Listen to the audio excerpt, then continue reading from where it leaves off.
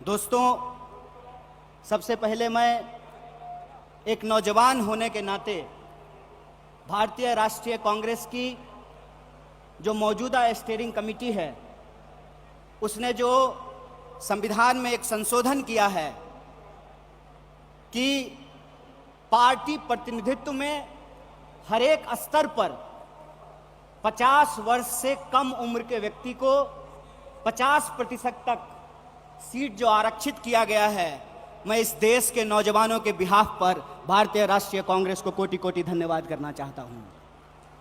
दोस्तों, मैं समझता हूं कि ये एक महत्वपूर्ण रेजोल्यूशन है।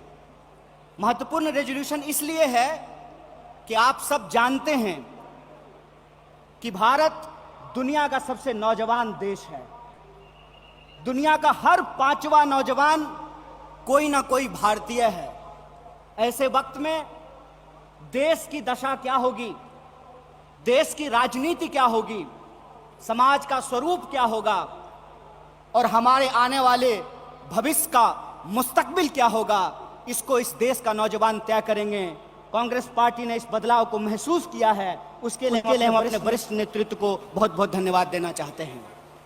दोस्तों, आज जब रायपुर में देश की सबसे पुरानी पार्टी उसका 50वां महाधिवेशन हो रहा है, तो हमारे सामने कुछ महत्वपूर्ण सवाल हैं और उन्हीं महत्वपूर्ण सवालों पर चर्चा करने के लिए यह हमारा डिस्कशन हो रहा है, यह प्लेनरी सेशन हो रहा है। और यहां मैं आपके बीच मौजूद हूं हमारे देश के इकोनॉमिक, आर्थिक और राजनीतिक रेजोल्यूशन क्या होना चाहिए उसके संबंध में कुछ बातें रखने के लिए।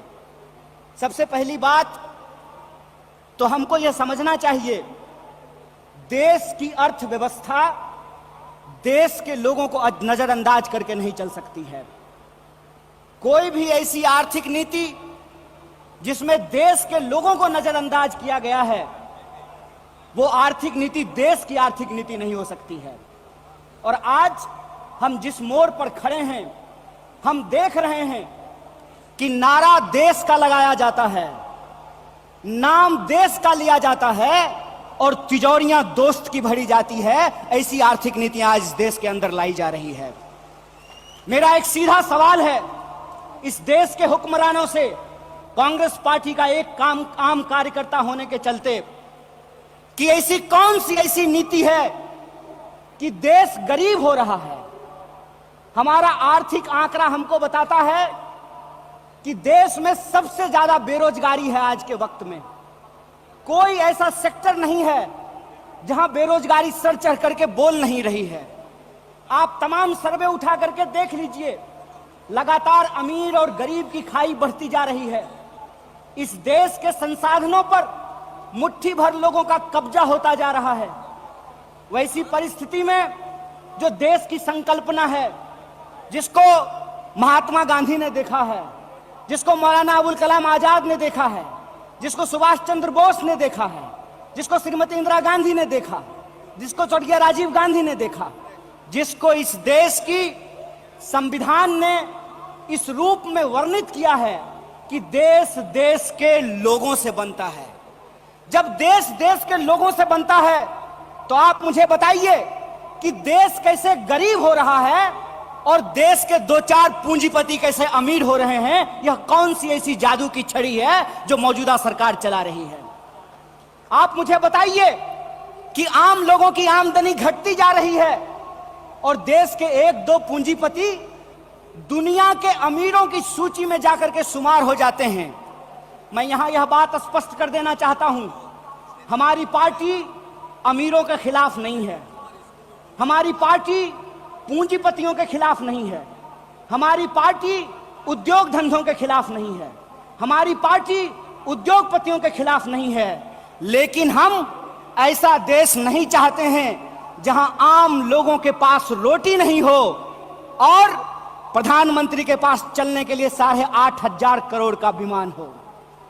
हम ऐसा देश नहीं चाहते हैं कि इस देश के आम लोगों के हाथ में शिक्षा नहीं हो, कलम नहीं हो, स्लेट नहीं हो, कंप्यूटर नहीं हो, मोबाइल नहीं हो और इस देश की जो सरकारी संपत्तियां हैं, बीएसएनएल, बीएसएनएल के बारे में क्या कहा गया?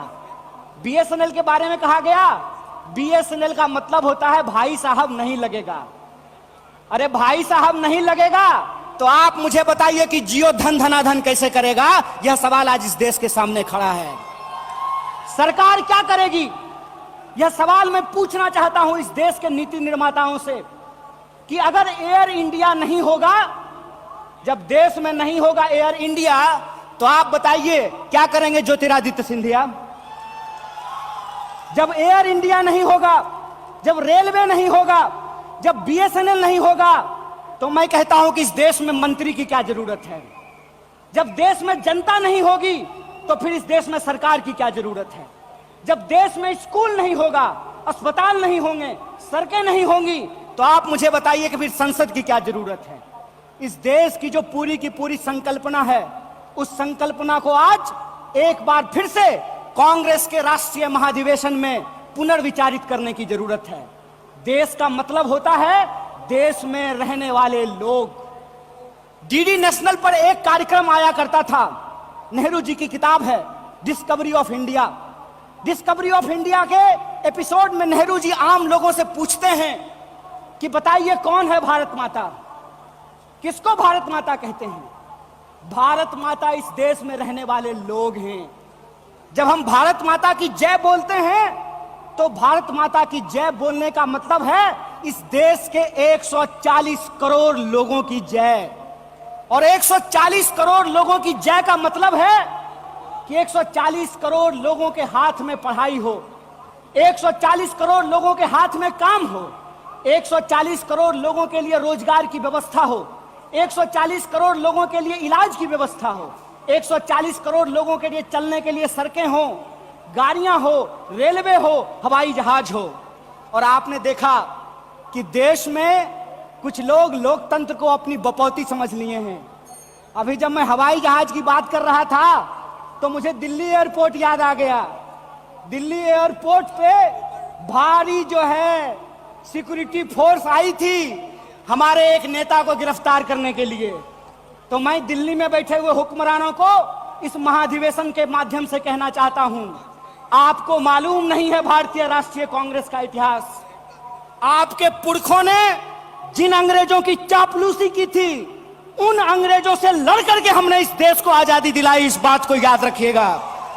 ना आपके जेल से डरेंगे, ना आपके मुकदमे से डरेंगे, ना आपकी लाठियों से डरेंगे, ना आपकी गोलियों से डरेंगे। भारतीय राष्ट्रीय कांग्रेस इस देश की पार्टी है और इस देश के हकूक के लिए लड़ती रहेगी। इस बात को याद रखिएगा। और आज के समय में जो आर्थिक लूट की नीतियां चल रही हैं कि प्राइवेटाइजेशन ऑफ प्रॉफिट और सोशलाइजेशन ऑफ लॉस, फायदा होगा तो अदानी का और नुकसान होगा तो एलआईसी का, ये हम नहीं चलने देंगे। इस बात को आप याद रखिएगा। फायदा होगा तो प्रधानमंत्री जी के दोस्त का और नुकसान होगा तो इस देश के आम लोगों का पैसा जो एसबीआई में पड़ा हुआ है उसका, ये हम नहीं चलने देंगे। इस बात को याद रखिएगा।